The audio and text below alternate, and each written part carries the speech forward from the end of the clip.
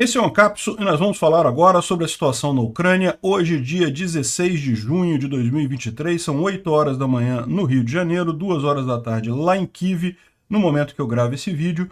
E hoje cedo, aqui em Kiev, a gente teve a chegada de vários chefes de Estado da África. O presidente da África do Sul, inclusive, é o primeiro membro do BRICS, primeiro chefe de Estado do BRICS que visita Kiev, né? E parece que Putin não gostou disso não, né? De forma não usual, ele fez um grande lançamento de mísseis contra a capital da Ucrânia na parte da manhã. Então tivemos vários mísseis Calibre e Kinzhal, que felizmente foram todos derrubados pela defesa antiaérea ucraniana, mas que deixou alguma emoção para a visita dos chefes de Estado africanos lá em Kiev, né? Parece que o Putin não gostou disso não, está se sentindo prejudicado aí, né? Bom, aqui em Kherson a gente tem informações dos russos de que os ucranianos teriam retomado a contraofensiva, inclusive aqui em Kherson, na região de Oleshk e Nova Kakhovka, né? Eu não acho verdade isso não, isso provavelmente foram os russos exagerando as coisas aqui. Mas vamos ver, eu vou mostrar para vocês o que a gente tem de evidência de que aconteceu alguma coisa aqui. Eu acho muito pouco, não vejo como viável não. Outra coisa também reportam o aumento da intensidade do avanço ucraniano aqui em Zaporizhia. Isso aqui já é mais provável sim, né?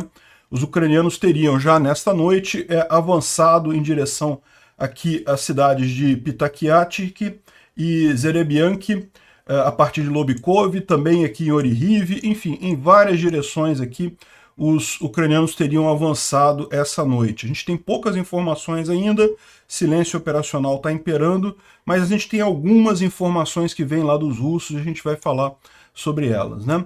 Além disso, a gente tem os resultados do encontro de Ramstein, tem mais um monte de armamento chegando aí, e também a definição das datas de treinamentos dos pilotos ucranianos nos F-16.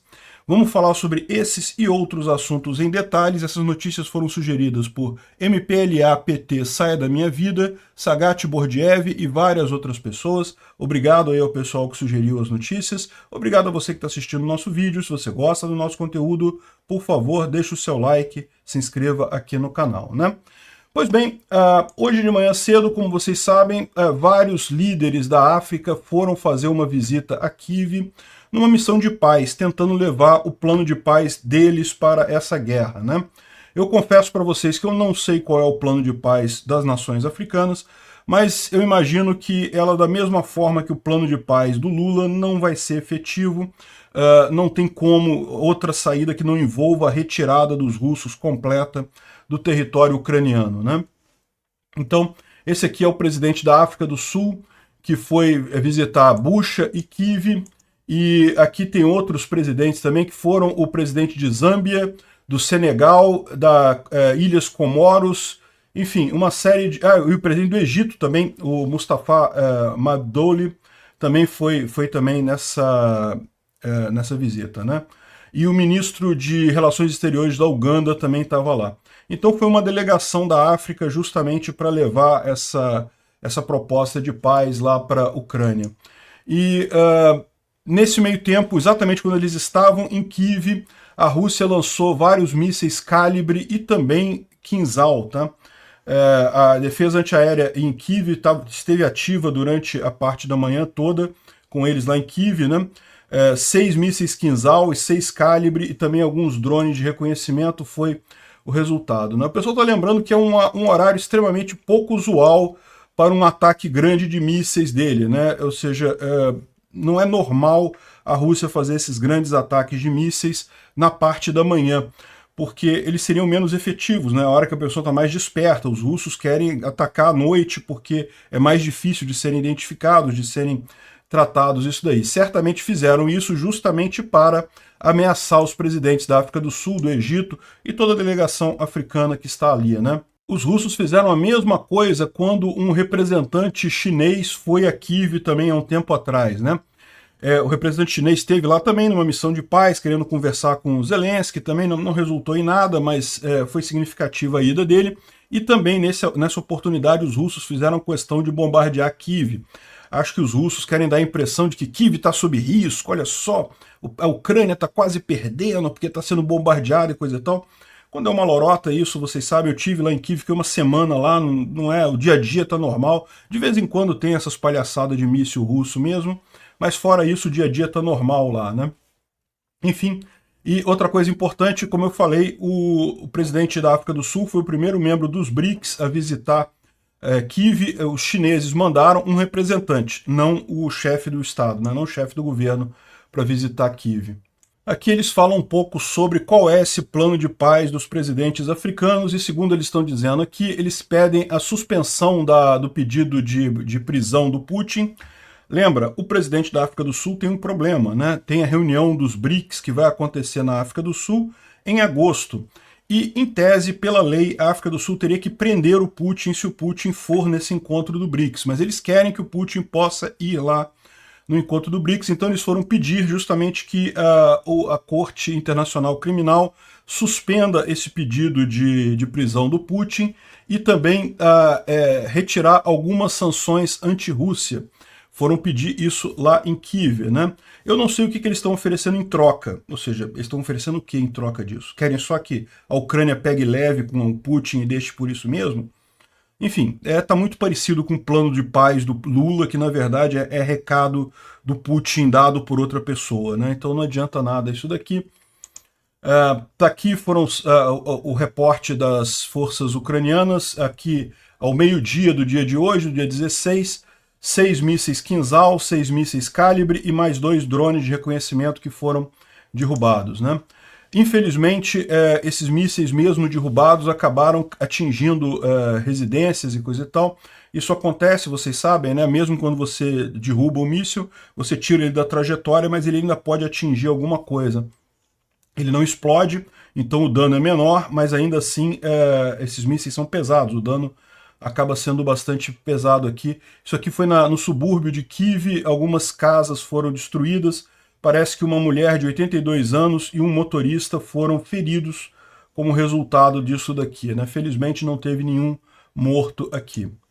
Bom, isso foi agora pela manhã. À noite também teve vários drones aqui, teve 2 Shahid que foram derrubados e mais um monte de drones de reconhecimento. Enfim, e um drone Zala também que foi derrubado também. Isso aqui foi durante a noite também lá pela defesa antiaérea de Kiev, né? Bom, falando de Kherson, continua o processo de salvamento das pessoas lá. Aquele negócio, as águas estão baixando, mas leva muito tempo para baixar a água, né? E daí ainda tem muito idoso, muito animal perdido. Essa senhora aqui, coitada, perdeu a casa toda, perdeu tudo, mas conseguiram resgatar o cachorrinho e o gatinho dela. Ela já está emocionada aqui por ter resolvido, uma senhora de 90 anos de idade. Enfim, aqui uma visão da diminuição do nível dos reservatórios. Essa região aqui, olha só como é que realmente está caindo muito rápido o nível dos reservatórios, né? Essa região aqui, ó, é essa região aqui, ó. Tá vendo essa área aqui do reservatório? Dá para ver que realmente ela diminuiu bastante a largura do rio aqui. O rio já viu, ainda é um rio muito largo, né? Isso aqui ainda é difícil de atravessar. Não é uma coisa fácil de atravessar, mas realmente ficou uma distância bem menor agora, né? Em Kursk, Kursk é essa região da Rússia aqui próximo à Ucrânia. Uma indústria em Kursk foi atingida por um drone. Parece que o incêndio é bem grande lá. Enfim, foi um drone.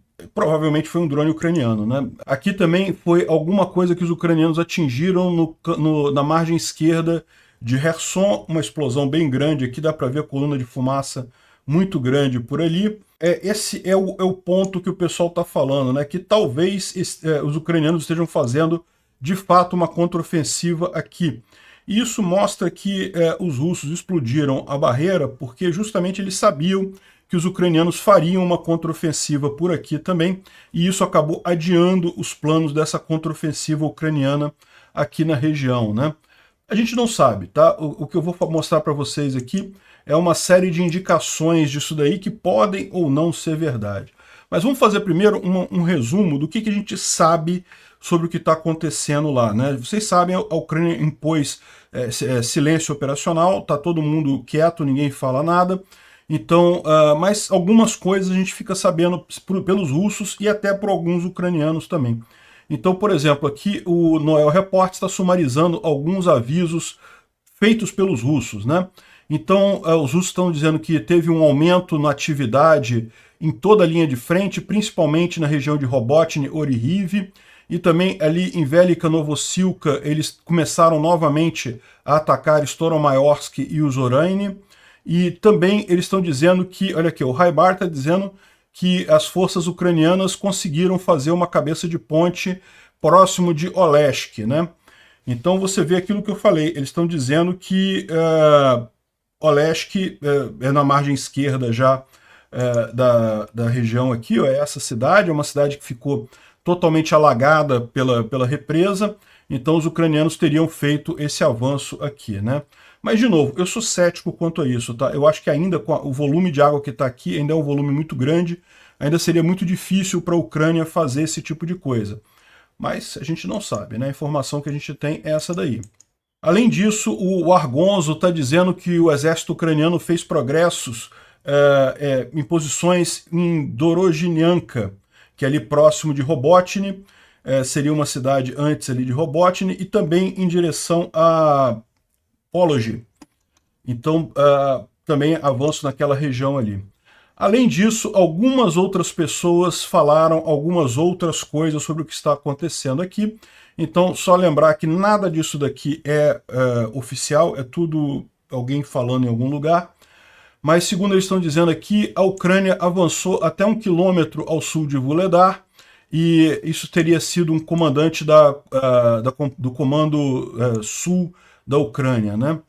A Ucrânia também enviou para a frente de batalha apenas 3 das 20 brigadas que estão preparadas para a contraofensiva, 12 delas são armadas com equipamento ocidental, eram 9, parece que são 12 na verdade, né? E 8 são brigadas de assalto com equipamento soviético mesmo, muito embora possa ter algum equipamento ocidental também. E só 3 dessas 20 brigadas que foram colocadas em batalha, né? Isso foi aquela reportagem da Reuters que falou ontem.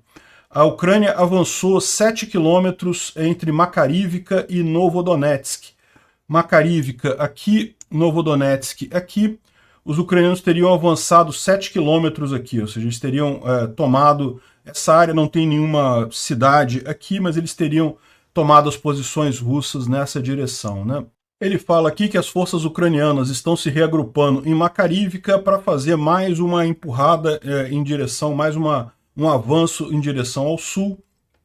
E também fala que os ucranianos empurraram os russos 2 quilômetros próximos a Klishivka, ao sul de Bakhmut, e liberaram ainda uma área de 4 quilômetros por 1,5 quilômetros ao sul de Novodanilivka.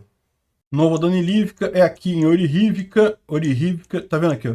Novodanilivka já está nas mãos dos ucranianos, mas o que ele está dizendo é que eles teriam avançado mais 1 quilômetro por 4 quilômetros aqui em direção a Robotny, né? Outra coisa, segundo ele está falando aqui, é que está tendo vários reportes de doenças na Crimeia depois da destruição da represa de Nova Kakhovka, porque agora eles estão sem água.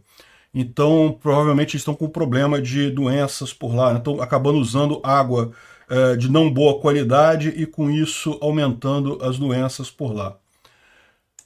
É uma pena isso, porque isso acaba afetando a população civil da Crimeia, né? Bom, aqui tem mais um aviso dele falando que a 47ª Brigada, que perdeu alguns Bradleys e Leopards ali em Orihiv e sofreu poucas causalidades, poucas mortes naquela região, ainda está totalmente capaz de combate e foi agora para liberar 2 vilarejos ali naquela região e parece que conseguiu recuperar uma parte do armamento danificado, ou seja, daqueles tanques que foram danificados, que os russos falaram sobre eles. Olha só, acabou, destruímos toda a contraofensiva ucraniana, e tinha 5 blindados ali.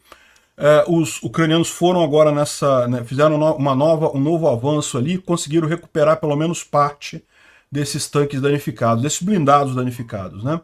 E também ele lembra que o Putin, ontem, naquela entrevista que ele deu com os correspondentes militares, né, ele falou que a Rússia perdeu 54 tanques nessa última semana, né? Ou seja, se ele está dizendo 54 é porque deve ter perdido muito mais do que isso, né? Mas mesmo que fossem 54, repara, os ucranianos perderam ali 5 blindados, incluindo um tanque. Podem ter perdido mais alguns blindados também, mas o número ainda é muito inferior ao que os russos estão perdendo nessa contraofensiva, né? E bom, aqui a gente chega num ponto que eu não sei o que pensar disso, né? Como a gente está falando, os russos estão dizendo que os ucranianos estão avançando em Nova Kakhovka e Oleshk. Então, isso daqui, segundo o morador está dizendo, é que ele gravou uma briga, tiros, né? As pessoas dando tiros, supostamente os ucranianos avançando ali em Nova Kakhovka. Vamos ouvir o que ele está dizendo aqui.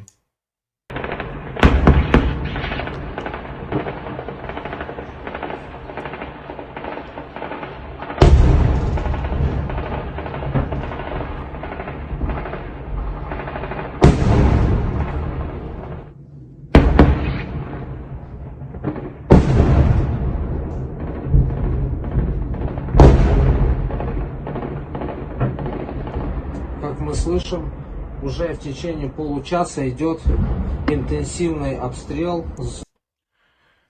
Bastante tiro e explosão ali. Isso quer dizer que os ucranianos fizeram um avanço aqui? Não sei, pode ser só um grupo de reconhecimento. Isso os ucranianos têm feito, têm mandado grupos de reconhecimento para ver como é que está a situação do outro lado, pode ser só isso. Pode ser até os russos tentando derrubar drones, né? Os drones, os ucranianos atacando com drones e os russos tentando derrubar os drones. Enfim, não sabemos. Eles estão dizendo que sim, que os ucranianos avançaram aqui, estão tentando tomar Nova Kakhovka. Isso pode ser até os russos dando tiro para o alto para dizer que repeliram o avanço ucraniano. Olha aqui, ó. Agora, neste momento, existe uma batalha de tiros próximo da represa de Nova Kakhovka. As Forças Armadas da Federação Russa repulsaram, né, repeliram uma tentativa de desembarque pelas forças da Ucrânia. Isso foi reportado pelo correspondente, deve ser aquele cara que a gente viu o vídeo dele ali. E muitos bombardeios estão acontecendo na última hora, muitas explosões, tudo pode ser ouvido da costa. Mas nós estamos aqui no local e não tem razão para pânico. A costa, a margem do rio tá fortificada e os rapazes estão mantendo as posições, né? Então, ou seja, pode ser que os russos estejam fazendo isso só para criar um caso mesmo. Olha só, eles estão tentando, mas a gente conseguiu repelir, conseguiu impedir, né? Não sei, vamos aguardar para ter mais informações disso daí. Bom, isso daqui foi um vídeo que está circulando que eu achei bem interessante, tá?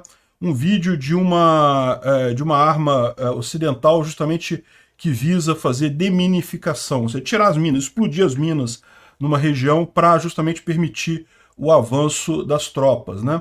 Então eu vou tocar para vocês aqui o vídeo, você vai ouvir alguns soldados ucranianos que estavam gravando isso daí, e o funcionamento dessa arma, né? Realmente... Isso está numa região de guerra, né? Dá para ouvir alguns tiros aí, né? Ou seja, eles estão em alguma linha de frente aí, provavelmente Zaporizhia. Aqui está falando Kherson, mas a gente vai ver que o mais provável é que seja em outro lugar. Вон там тоже дымову въебало. Вышка на 12.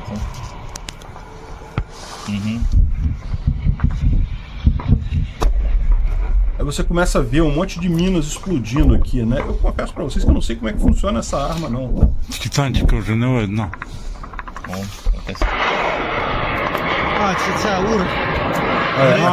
Essa aqui é mais conhecida. É aquela corda explosiva que eles colocam, né? E aí agora isso explode. E faz uma onda de choque grande que todas as minas naquela região elas explodem também, né? Bom, enfim, eles estão usando isso daqui para justamente tirar as minas, o que significa preparação para algum avanço, né? Aqui eles estão dizendo que é em Kherson. Eu não sei se é Kherson, não. Porque aqui está dizendo que é Zaporizhia. Eu acho que é Zaporizhia. E tem um outro aqui dizendo que é Kurdyumivka, próximo de Bakhmut. Não, eu acho que é Zaporizhia mesmo, né? Mas enfim, estão usando essa arma justamente para limpar a linha de frente das minas, que é o maior obstáculo realmente para o avanço ucraniano ali na região, né?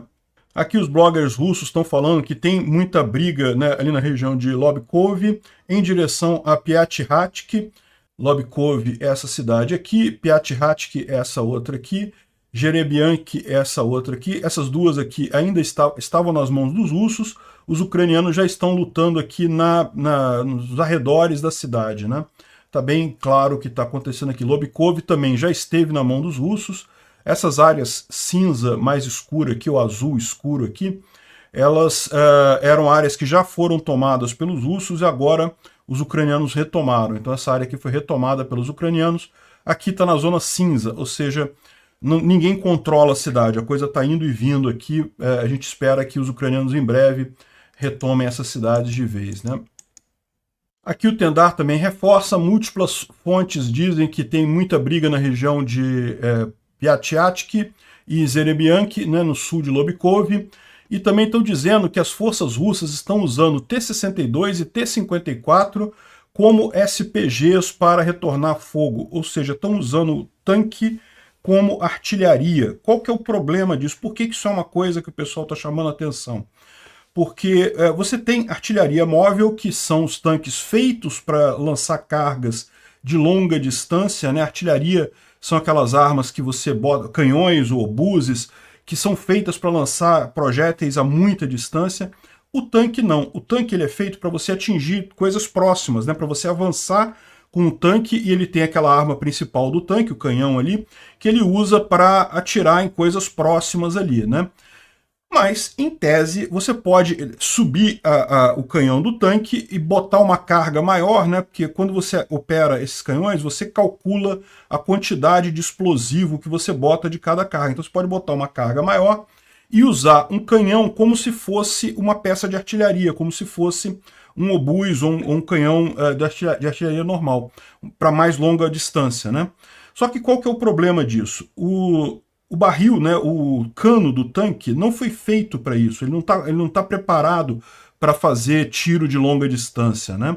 Então, assim, até funciona, até dá para fazer isso, mas é tipicamente uma coisa que dura poucos tiros e o tanque se torna inútil, né? Ou seja, os russos estarem fazendo isso, estarem usando o T-62 e T-54 para fazer fingir de artilharia, só mostra que eles estão no desespero ali, que eles não têm outra coisa para usar.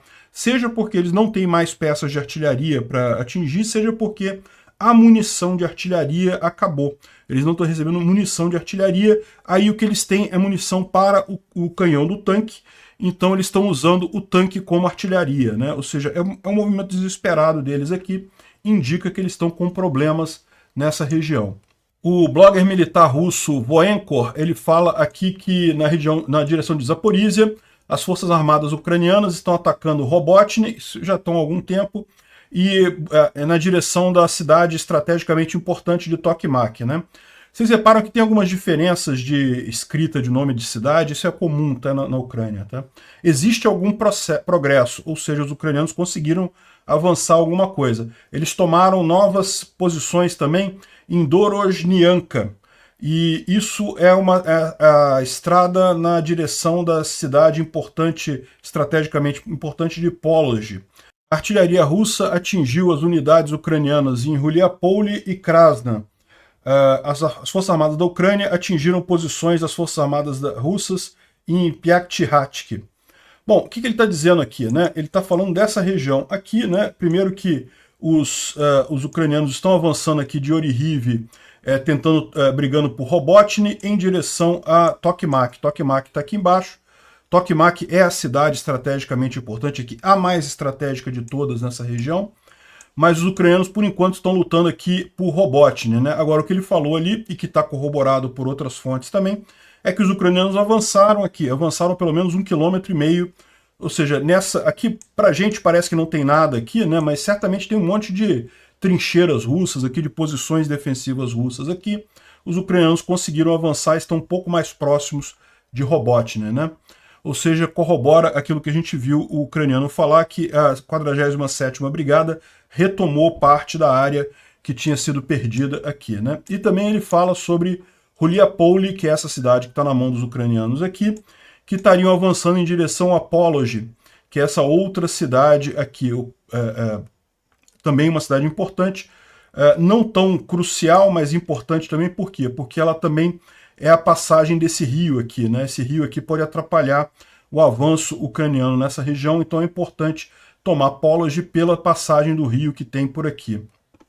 Então, ele falou em Dorozhinianka, mas essa cidade já está na mão dos ucranianos, então provavelmente ele está se referindo a posições que estão aqui ao sul da cidade de Dorozhinianka, né? Mais um blogger militar russo aqui preocupado, o Rogov falando que está preocupado com a situação lá em Zaporizhia, porque os ucranianos estão ativos na região, na direção de Oryhiv, e os movimentos ali aumentaram de forma abrupta. Depois de uma longa preparação de artilharia, a infantaria está entrando em batalha, né? Ou seja, de novo falando aqui da região de Oryhiv, essa região aqui em direção a Tokmak, mas o primeiro objetivo ucraniano é justamente Robotyne, e como eu falei para vocês, a principal força russa, a principal linha de defesa russa está passando aqui, ó, por Novopetrovivka, essa outra cidade aqui. Então os ucranianos ainda não conseguiram chegar em Robotyne. O grande desafio deles vai ser passar por Novoprokopivka e depois, lógico, tomar Tokmak, que vai ser também um desafio grande aqui, né? E Tokmak é importante também pela questão da passagem do rio. Esse rio aqui é um rio grande e tem várias passagens por Tokmak. Fora de Tokmak tem poucas passagens nesse rio aqui, né? E se você reparar, aqui ó, o que os ucranianos querem tomar é Melitopol, porque eles chegando daqui até Melitopol, eles cortam essa passagem, essa ponte de terra aqui da Rússia, né? A Rússia não pode mais alimentar a Crimeia por essa passagem aqui. Mas repara, a oeste desse rio aqui, ó, não tem nenhum outro rio, então isso aqui os ucranianos conseguem avançar até Melitopol.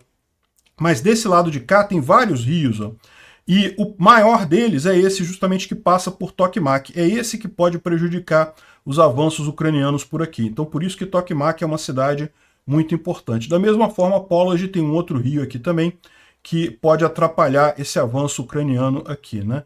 Rios na vertical não atrapalham porque eles estão no mesmo sentido das forças ucranianas, né? É o que está acontecendo aqui em Velika Novosilka. O rio está até ajudando os ucranianos aqui porque ele cria uma barreira entre os dois lados, né? Mas esses rios que estão aqui na horizontal nesse mapa, né, ocorrendo de leste para oeste, eles são problemáticos e daí a importância de Tokmak e Polozh. O 13, que é mais um blogueiro militar russo, está de novo apavorado aqui dizendo, olha só, eu sigo a lógica que quando as unidades de combate são removidas de uma área e não existem mobilizados e mais ninguém para ser colocado naquele lugar, ou seja, áreas não cobertas, e 2 horas antes houve informação de que a atividade do inimigo iria nessa direção, você não precisa ser um estrategista para entender que se o inimigo não está flertando com a gente, e os ucranianos geralmente não fazem isso, ele usou um nome aqui, um xingamento, mas enfim, é um cara russo, está falando dos ucranianos, ele usa palavrões, né? Então nós teremos problema. Parece que algumas pessoas querem acreditar em milagres, na mágica das estrelas e dos números, mas no final a lógica ordinária ganha no final. Eu espero estar errado e que nada aconteça, né?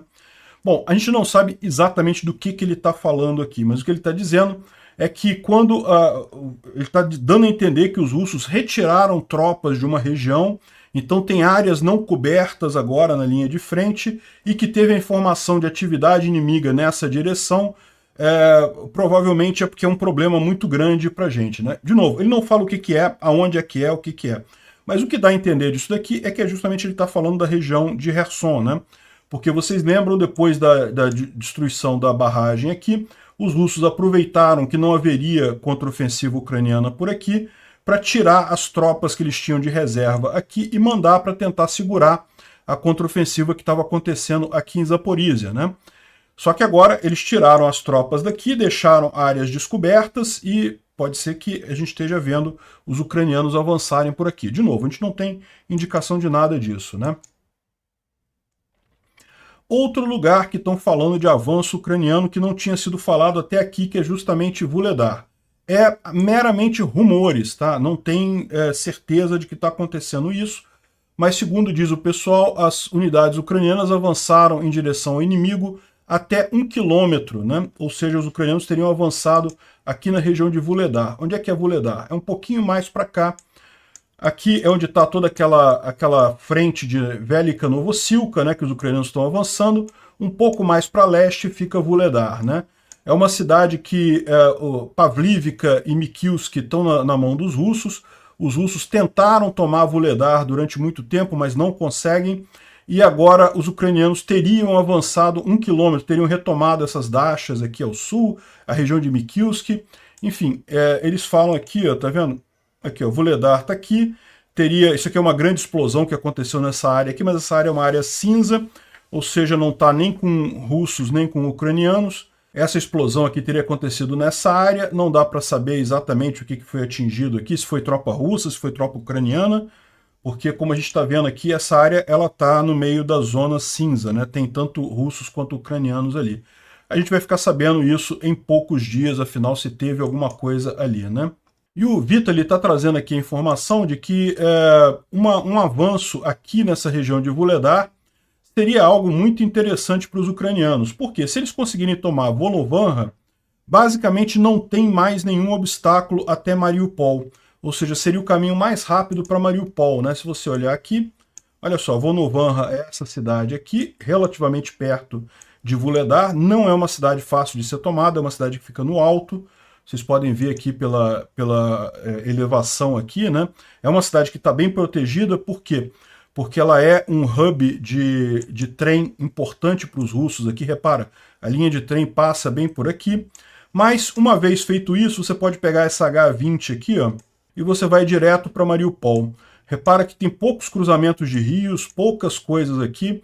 Então, é realmente um caminho praticamente reto até Mariupol. Então, essa seria uma outra possibilidade. E uma coisa que dá uma certa credibilidade a isso é justamente que os ucranianos começaram os ataques por aqui. Lembra, isso tudo aqui pode ser ataque de mera distração, né? Ou seja, o principal eixo de ataque dessa contraofensiva, a gente ainda não sabe onde é. Bom, mas, de novo, isso aqui também é só rumores, tá? Ninguém sabe se está acontecendo isso de qualquer forma. Bom, existe aqui a informação de que a Ucrânia tem levado muita vantagem em combate noturno, por isso que a maior parte dos combates tem acontecido à noite. Os equipamentos de visão noturna ucranianos, que na verdade vieram da OTAN e coisa e tal, são muito superiores aos soviéticos que a Rússia usa. Então, no final das contas, eles conseguem ter uma vantagem muito grande nisso daí. Esse é um dos motivos também porque a gente está comprando um drone termal lá com o Alex Silva, lá na nossa campanha. Uma das coisas que a gente vai comprar, além dos carros, é um drone de visão noturna para ter esse tipo de capacidade que realmente ajuda bastante lá. E já que combate noturno é uma coisa positiva para os ucranianos, essa oportunidade que a gente tem agora é realmente uma oportunidade muito boa. Desde o dia 14 você tem lua nova, né? Então até o dia 22, mais ou menos, você vai ter aqui a lua nova. Só a partir do dia 23 que começa a ter um pouco mais de lua, e lembra, sem lua no céu, fica tudo muito mais escuro, a noite é muito mais escura. Quem tem um bom equipamento de visão noturna acaba sendo privilegiado nesse caso, né? A lua nova é agora no dia 18, então o dia 18 é o auge da escuridão naquela região ali, na verdade na Terra inteira, né? A lua é a mesma em todo lugar, né? O Instituto para o Estudo da Guerra fala um pouco aqui sobre os avanços, né, que os ucranianos continuam avançando em pelo menos 3 direções, tiveram vários ganhos aqui no dia 15, não ganhos fantásticos de várias cidades, como a gente teve alguns dias atrás, mas ganhos, isso é importante também. Eles falam aqui também sobre a questão do Kadyrov tá levando os guerreiros dele para Belgorod, ou seja, parece que eles saíram da linha de frente mesmo.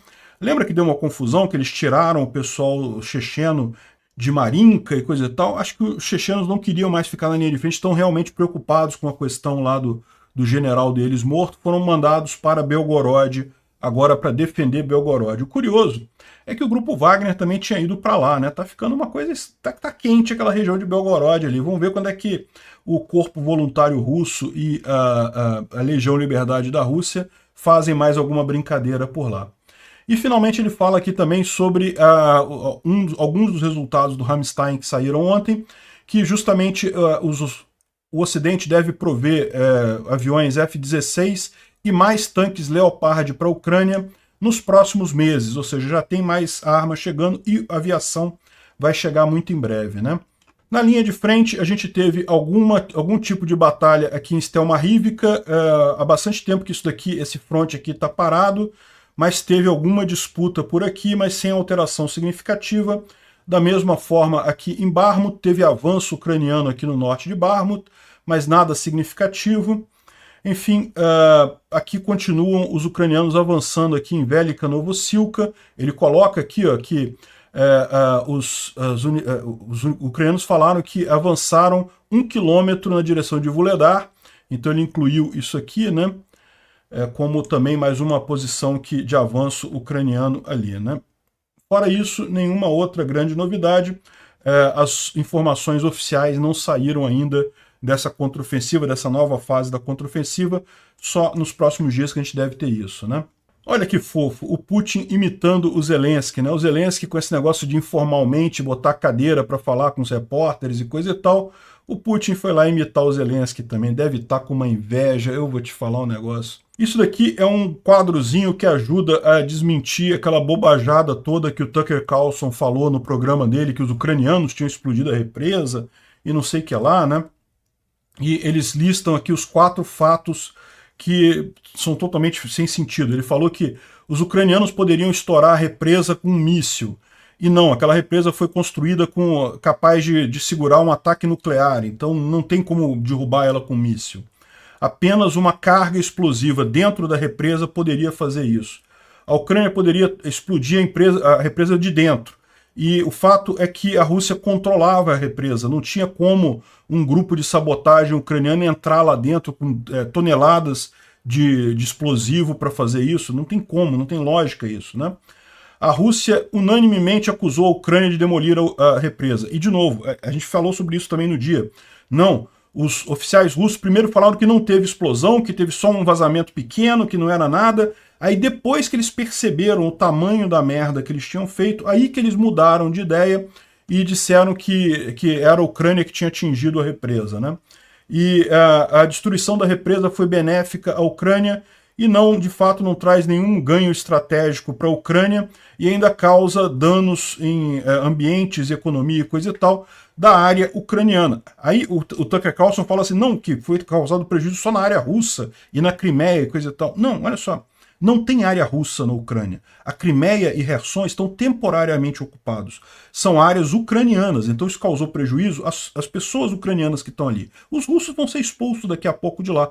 Por que a Ucrânia ia causar esse prejuízo nas pessoas que estão lá, né? Então, no final, conclui aqui que a teoria mais provável é justamente que os russos queriam fazer uma pequena explosão que resultou numa explosão maior do que eles imaginavam, gerando essa catástrofe toda. É o que eu falei para vocês já no dia que teve a explosão, eu já falei isso para vocês que foi isso que aconteceu, né? Dá para saber pela ordem com que os russos começaram a tratar o assunto, que foi isso. Eles queriam fazer uma pequena explosão para alagar as ilhas, para impedir a contraofensiva ucraniana, acabou saindo uma explosão muito maior do que eles imaginavam, né? O pessoal russo está desesperado, né? O Sergei Karaganov, que é um especialista militar russo, está falando que os russos têm que usar armas nucleares no Ocidente para salvar a humanidade de uma catástrofe global. Para pensar no que ele está falando. Ele está dizendo, olha só, presta atenção, que os russos têm que atirar armas atômicas nas capitais ocidentais para salvar a humanidade de uma catástrofe global. Não, isso é uma catástrofe global, se você fizer isso. Né? E a Rússia vai desaparecer da Terra se tentarem esse tipo de coisa. Né? Não vão fazer isso. Isso daqui é justamente para mostrar como o pessoal está descolado da realidade.